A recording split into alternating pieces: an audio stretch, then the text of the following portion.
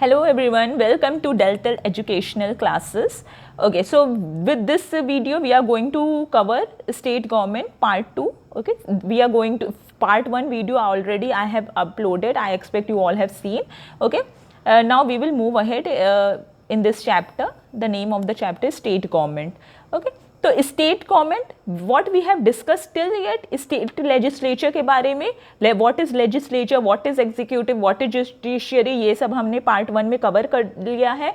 And we have also discussed about bicameralization. Bicameralization कहाँ होता है? लेजिस्लेटिव असेंबली और लेजिस्लेटिव काउंसिल जहाँ दोनों होती हैं वहाँ होता है बाईकैमरलाइजेशन.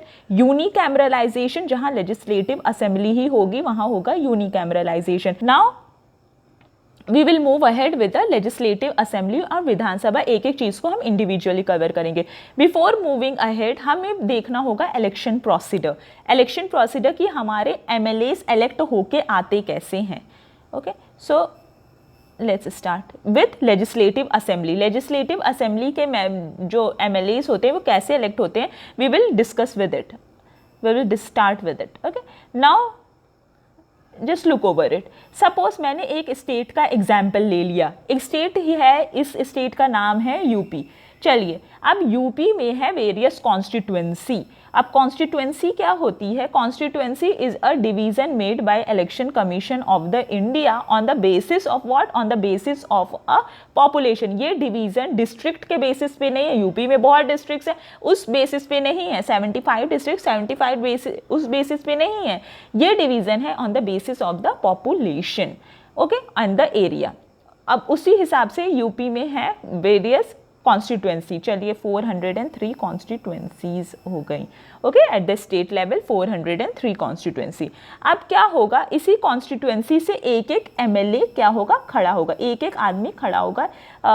Okay, each person would be of referring to one party. एक एमएलए, हर पार्टी से एक एक एमएलए खड़े होंगे. Okay, each from each constituency one person will stand. Okay, and what peoples will do? Peoples will vote for them. जो people हैं, जो eligible हैं, 18 प्लस है, वो उनको वोट करेंगे. and what will happen? वो बनाएंगे सरकार, वो बनाएंगे government.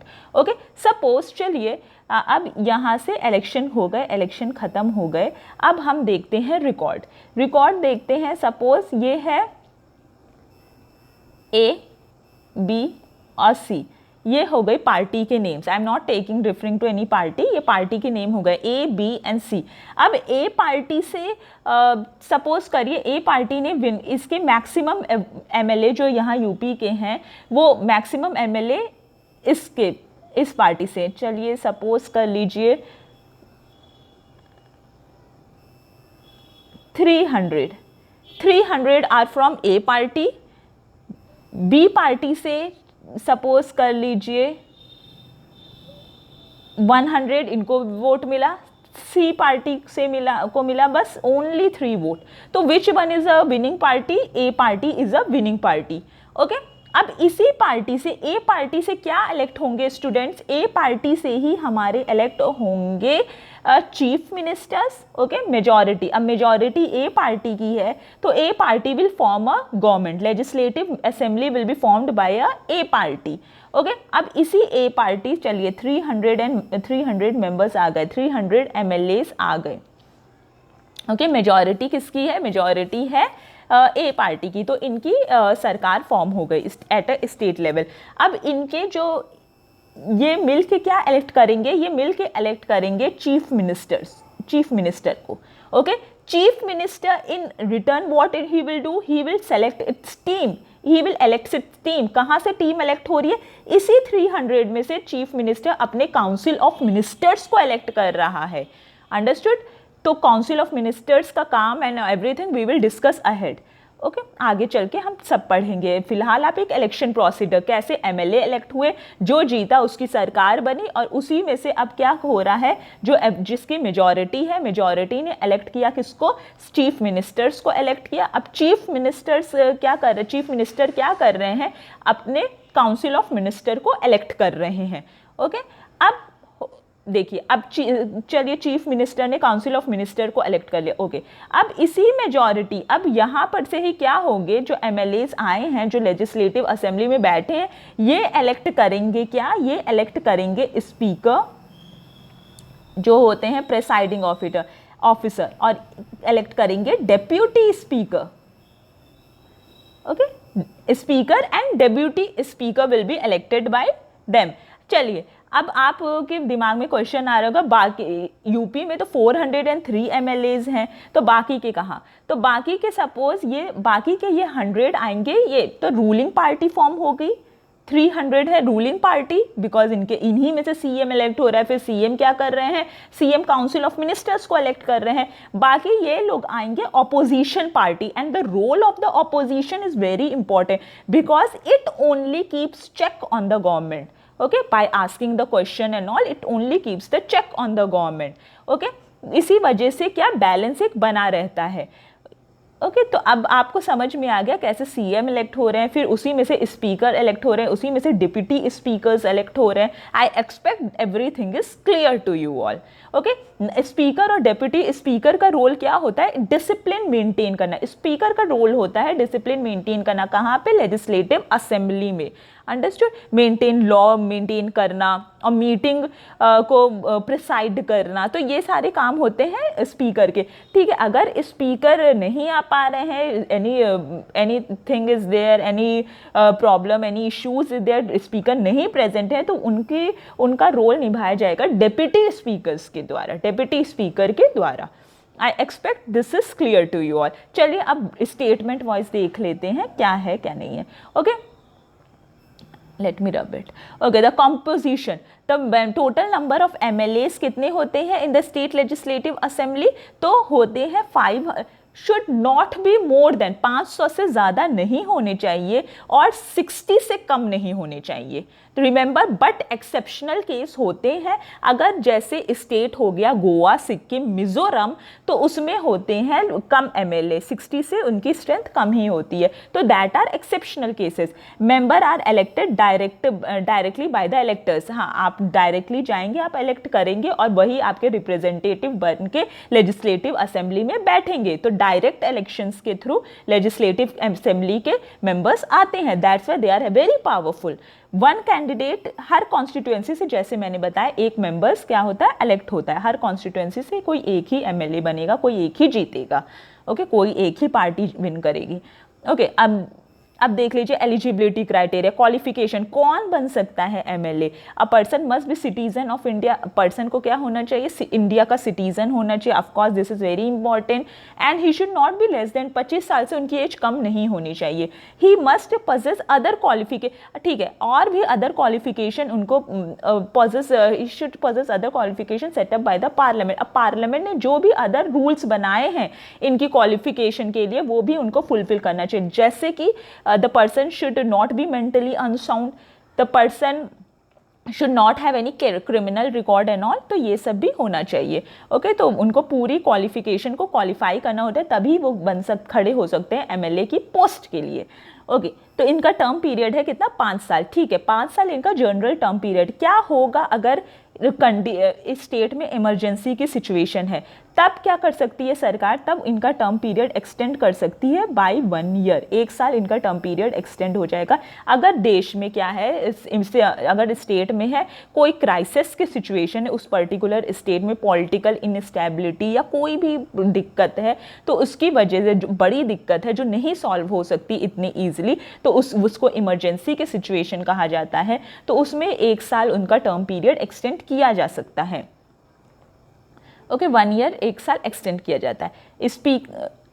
And one more situation is there, ठीक है, अगर गवर्नमेंट 1 साल नहीं इंक्रीज करना चाहती है, तो what the government can do, government can, तो अगर नहीं करना चाहती है तो वो कुछ ज़्यादा समय ले सकती है। Like the period of 6, election commission of India क्या कर सकता है, 6 महीने का समय ले सकता है। जो इलेक्शन 2 महीने में कंप्लीट हो जाते हैं वो ले सकता है उसी इलेक्शन को कंप्लीट करने में थोड़ा ज़्यादा टाइम, यानी कि 6 महीने। I expect that this point is clear to you all. हमने देखा स्पीकर एंड डेप्यूटी स्पीकर कैसे इलेक्ट हो रहे हैं। I expect this thing is also clear to you all. चलो let's move towards the next slide.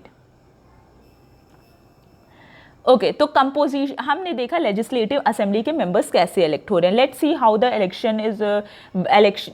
Election is being conducted in the Vidhan Parishad और legislative council.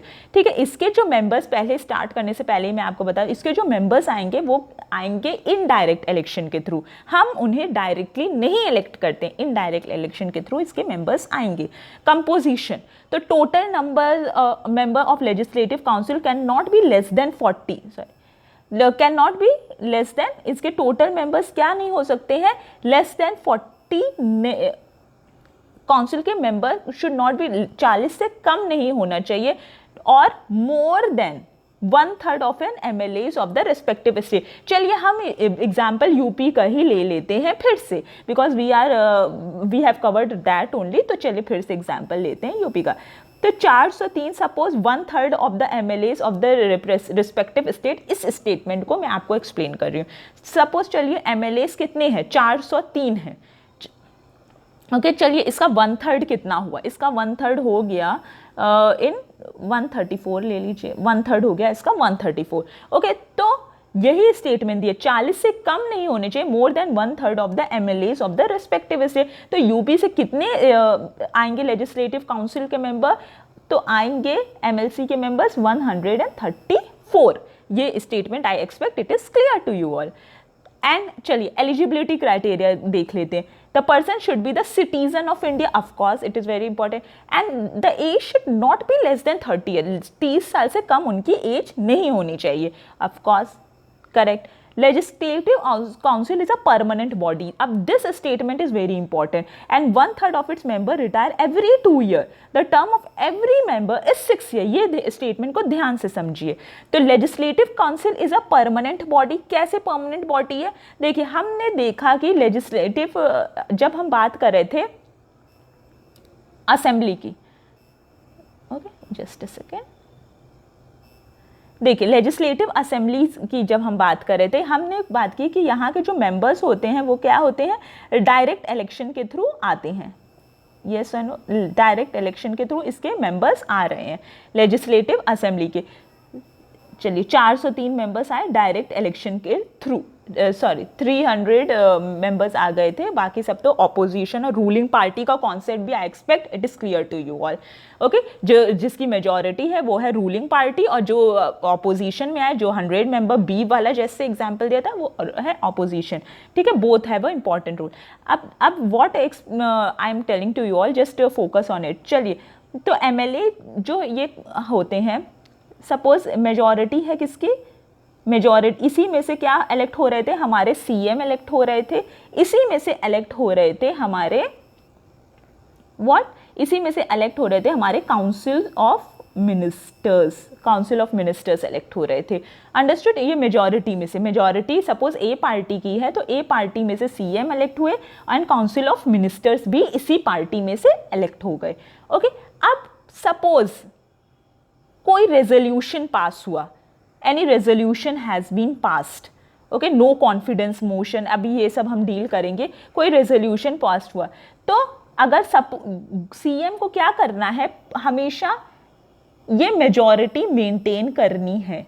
क्या करनी है, मेंटेन करनी। उनके पास हमेशा इतने मेंबर्स होने चाहिए लेजिस्लेटिव असेंबली में, मेजॉरिटी होनी चाहिए। अगर ऐसा नहीं होता है तो क्या, अगर सपोज CM ने ये मेजॉरिटी लूज कर दी, उनके पास हो गए सिर्फ और सिर्फ 100 मेंबर्स, ये मेजॉरिटी CM ने लूज कर दी, तो व्हाट विल हैपन, तो इनकी सरकार क्या हो जाएगी, डिसॉल्व हो जाएगी, तो सरकार हो जाएगी डिसॉल्व, डिसॉल्व। CM को क्या करना पड़ेगा, CM तब तक ही CM बने रहेंगे जब तक उनके पास मेजॉरिटी है लेजिस्लेटिव असेंबली में।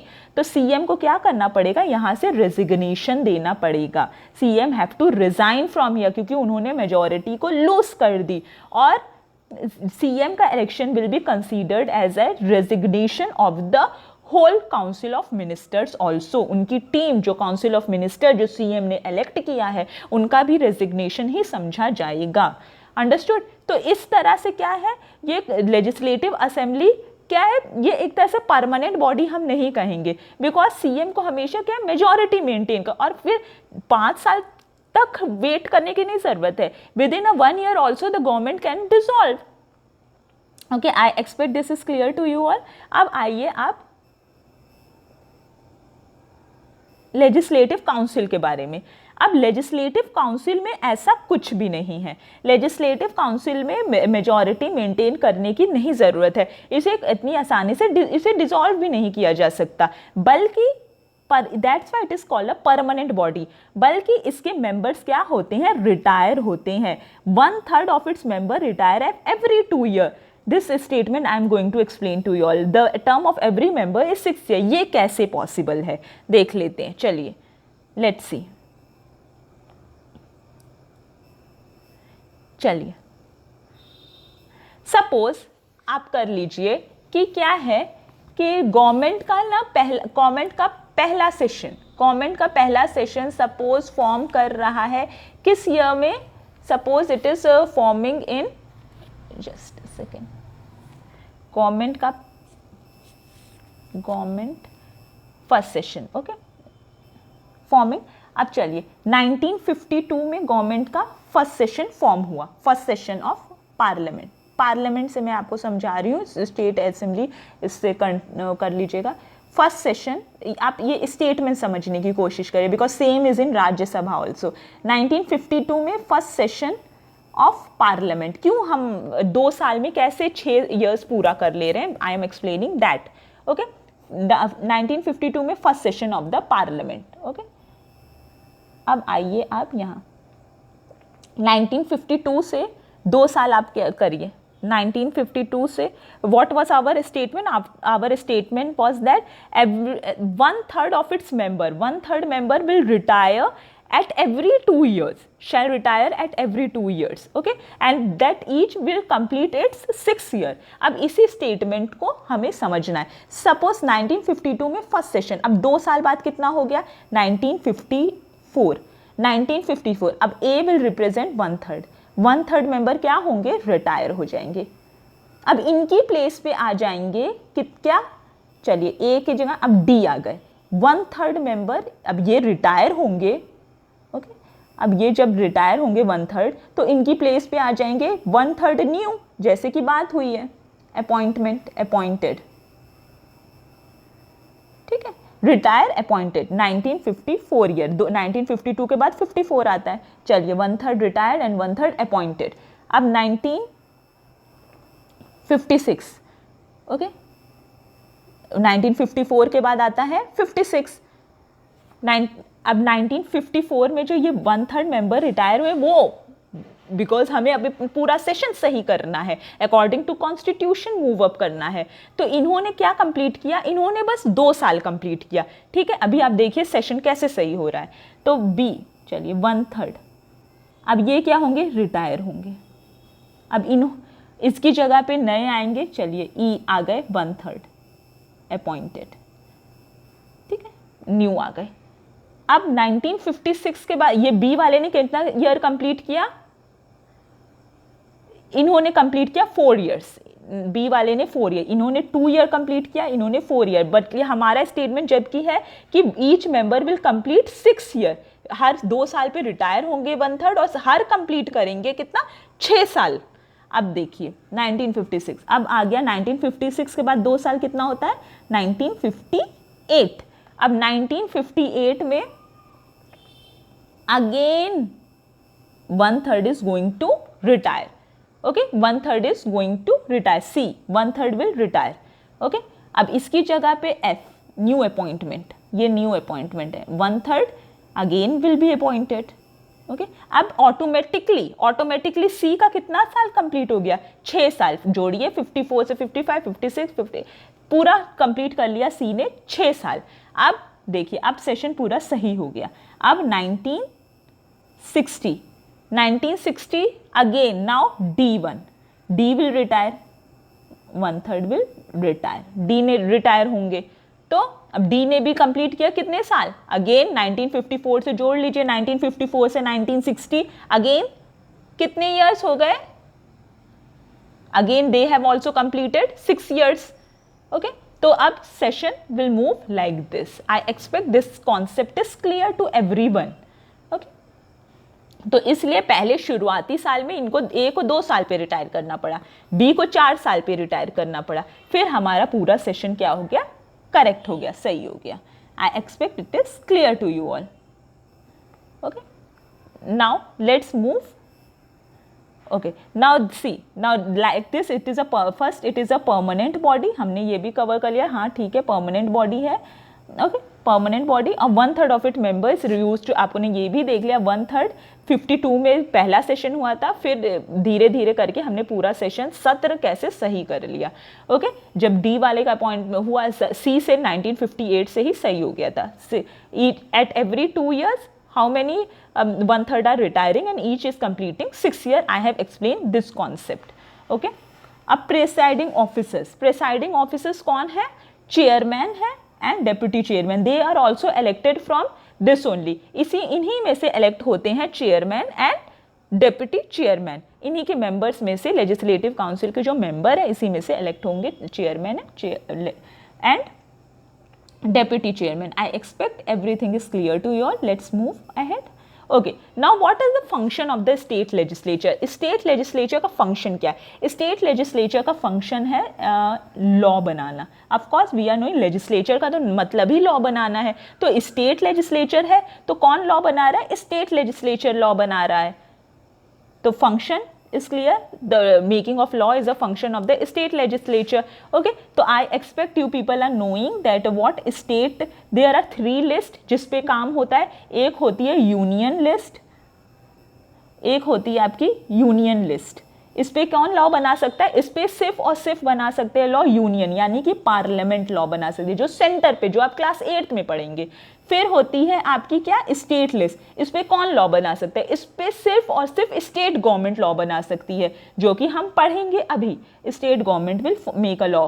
Okay, after that what comes, after that comes a concurrent list. अब कंकरेंट लिस्ट में कौन लॉ बना सकता है, यूनियन और स्टेट दोनों लॉ बना सकते हैं, तो making law is that only. Understood? Now चलिए थोड़ा सा लॉ मेकिंग प्रोसेस को देख लेते हैं। What is a law making process? तो लॉ कैसे बनता है, देखिए सबसे पहले एक प्रपोजल पास किया जाता है, कहाँ पे, लेजिस्लेटिव असेंबली में। इस प्रपोजल को कहा जाता है बिल। ओके, इस प्रपोजल को हम क्या कहेंगे, we will say to this proposal a bill. एक प्रपोजल पास किया, सपोज हमें क्या करना है, एज चेंज, किसी एमएलए ने कंक्लूड किया कि the age should be change of the marriage, it should be increase, तो ठीक है, तो we what this thing will be brought, this proposal will be brought in the legislative assembly. Now this proposal, just a second, this proposal is going to be okay, so this proposal is going to be brought in students, where this proposal is going to be brought in the legislative assembly. After that what, अभी ये proposal जब है, क्योंकि अभी ये law नहीं बना है, ये proposal है, तो इसको कहा जाएगा bill, इसको कहा जाएगा क्या, bill। अब एक और बात, मनी बिल जो होती है, money bill, it can be only introduced in the legislative assembly, very very important it is. It can be money से रिगार्डिंग, जो भी बिल है पैसे के रिगार्डिंग, बिकॉज पैसा किसका है, पैसा है सिटीजन्स का, पैसा है पब्लिक का, तो उसके रिगार्डिंग जो वो, उसके ऊपर कौन डिसीजन लेगा, जो डायरेक्ट इलेक्शन से आया है। और कौन डायरेक्ट इलेक्शन से आया है, किसके मेंबर डायरेक्ट इलेक्शन से आए हैं, लेजिस्लेटिव असेंबली के मेंबर डायरेक्ट इलेक्शन से आए हैं। तो whatever the thing is there, तो मनी से रिगार्डिंग जो भी थिंग होगी वो होगी लेजिस्लेटिव असेंबली के पास। I expect this concept is clear. तो मनी से रिगार्डिंग सारे फैसले होंगे लेजिस्लेटिव यहाँ पर। अब लेजिस्लेटिव देखिए, कोई भी बिल लॉ कैसे बनता है, लेजिस्लेटिव असेंबली क्या करेगी, लॉ पास करेगी, कोई भी बिल पास करेगी, तो वो पास करेगी किसके पास, लेजिस्लेटिव काउंसिल के पास। लेजिस्लेटिव काउंसिल फिर क्या करेगा, लेजिस्लेटिव काउंसिल लेजिस्लेटिव काउंसिल क्या करेगा, लेजिस्लेटिव काउंसिल उसको देखेगा and if the things will be clear then it will pass to a governor. ठीक है, फिर वो गवर्नर के पास जाएगी, पहले लेजिस्लेटिव असेंबली के पास, फिर वहाँ से लेजिस्लेटिव काउंसिल के पास, और वहाँ से फिर वो जाएगी कहाँ पे, गवर्नर। जब गवर्नर कोई भी बिल को साइन कर देगा then it will become a law. तो जर्नी क्या है बिल की, लेजिस्लेटिव असेंबली से legislative council, after that toward it reach towards a governor. तो this is the whole journey of what, this is a whole journey of a bill, and that how a bill becomes a law. Okay, separate video I will bring regarding to it, because the video is being very lengthy, that's why I'm not covering in detail, that much detail in I'm not covering it, क्योंकि video otherwise बहुत बड़ा हो जाएगा। मैं इसमें separate video ले आऊँगी कि जर्नी क्या होती है बिल, तो individually I can explain it. Okay, soon I will bring it. तो ठीक है, आप समझ लीजिए, ये हो गया जर्नी। आप समझिए, लेजिस्लेटिव असेंबली में बिल जाती है, फिर लेजिस्लेटिव काउंसिल, फिर गवर्नर के पास। सिर्फ मनी बिल जो होती है वो, और बिल लेजिस्लेटिव ऐसा भी हो सकता है, लेजिस्लेटिव काउंसिल में भी बिल इंट्रोड्यूस हो सकती है, उसके बाद legislative assembly and then to the governor. Like this also bill can move, but अगर मनी बिल की बात हो रही है तो वो सिर्फ और सिर्फ यही इंट्रोड्यूस होगी। I expect this thing is clear to everyone. Now, what is second thing? What is the function of the state? Second is questioning the state executive. This is a very important function. Questioning the state executive. तो state legislature तो very important is, देखिए, opposition how this system is balanced, कैसे ये balance होता है, देश के लिए नियम बनाए जा रहे हैं, तो इसमें ऑपोजिशन का भी बहुत इंपॉर्टेंट रोल होता है। ऑपोजिशन क्या करता है, opposition use to question that कि ये लॉ क्यों फॉर्म, आप बिल जो लाए हैं ये क्यों लाए हैं, इसके क्या फायदे हैं जनता को। तो that's why opposition role is also very very important. तो वही क्या करता है, क्वेश्चन करता है, they keep on questioning. And जो एमएलएज, जो इसके मेंबर्स होते हैं, they keep a check on the state executive. Who are the state executives, किसको हम कहेंगे, जो हम पढ़ने वाले हैं नेक्स्ट स्लाइड में। What is who are the state executive, governor plus chief minister, CM plus and council of minister. Okay, तो दे आर व्हाट, गवर्नर हो गए, और गवर्नर के साथ चीफ मिनिस्टर, और उनकी काउंसिल क्या कहलाती है, state executive. Because what they use to do student, they use to execute, जो लॉ बने हैं, जो लेजिस्लेचर ने लॉ बनाए वही वो इम्प्लीमेंट करेगा। कौन इम्प्लीमेंट करेगा, ये chief minister and councils of minister are going to implement it. So we are going, so I expect this thing is clear to you all, very important it is. अब देख लीजिए, no confidence motion, ये भी पास होता है कहाँ पर, state legislative में। What is no confidence motion, तो no confidence motion are brought against the council of minister. No confidence motion, अगर यह वही एग्जाम्पल मैंने दिया था जो पहले, कि अगर सरकार पे क्या है, भरोसा हट गया है, तो व्हाट, तो उसकी सरकार गिर जाती है, जो 300 से क्या हो जाती है, मेंबर मेजॉरिटी, ऐसे ही गवर्नमेंट लूज कर देती है। तो इसी से नो कॉन्फिडेंस मोशन ये पास करवाना होता है। कहाँ पे ये पास होता है, ये लेजिस्लेटिव असेंबली में पास होता है।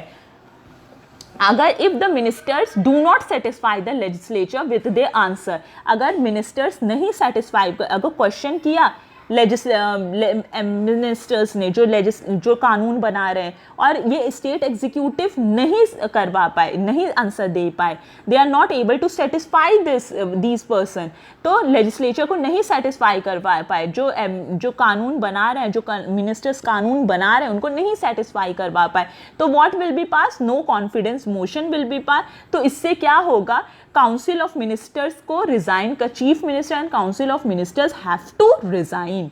तो ये हो गया नो कॉन्फिडेंस मोशन। अगर क्या होगा, अगर जो मिनिस्टर एग्जीक्यूटिव है वो नहीं सेटिस्फाई कर पा रहा है, जो मिनिस्टर जो कानून बना रहा है उनको। ओके, तो इसी से check and balance is maintain. और दूसरा आपका है adjournment motion. What is adjournment motion, ADJU, adjournment motion. तो एडजर्मेंट क्या, मोशन क्या होता है, तो it state legislature can move on adjournment motion to discuss an urgent issue. कोई अर्जेंट इशू है जो बहुत इमरजेंसी की चीज़ है जिसमें लोगों राय चाहिए सारे मिनिस्टर्स की, तो स्टेट गवर्नमेंट क्या कर सकता है, इशू कर सकता है एडजर्नमेंट मोशन। ऑल्दो ये लोग तो समर में विंटर्स मीटिंग होती है, बट अगर बहुत इमरजेंसी की सिचुएशन है and government want to discuss the things and they want to discuss legislature कुछ बनना है, लॉ बनना है, या utmost the thing is of utmost important, तो इनकी मीटिंग सब एमएलएस की मीटिंग बुलाई जा सकती है।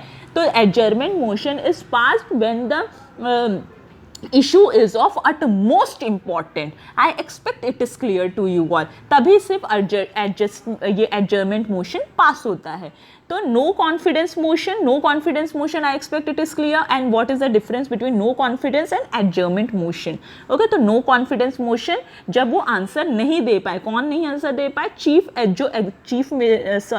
Minister and council of minister जब आंसर नहीं दे पाए किसको, जो लॉ बना रहा है उनको, तब no confidence motion will be pass और किसकी सरकार क्या होगी, गिर जाएगी। तो एंड एडजर्नमेंट मोशन जब कोई बहुत ज़रूरी चीज़ डिस्कस करनी हो तो एमएलएस को सब एमएलएस को बुला लिया जाता है। ओके, इमरजेंसी मीटिंग आप कह सकते हैं, तो that is adjournment motion. Okay, ना इसके पूरा प्रोसीडर होता है, इसका एक करेक्ट प्रोसेसिंग होते हैं जो आप पढ़ेंगे हायर क्लासेस में। I expect student whatever I taught you all today is absolutely clear to you all.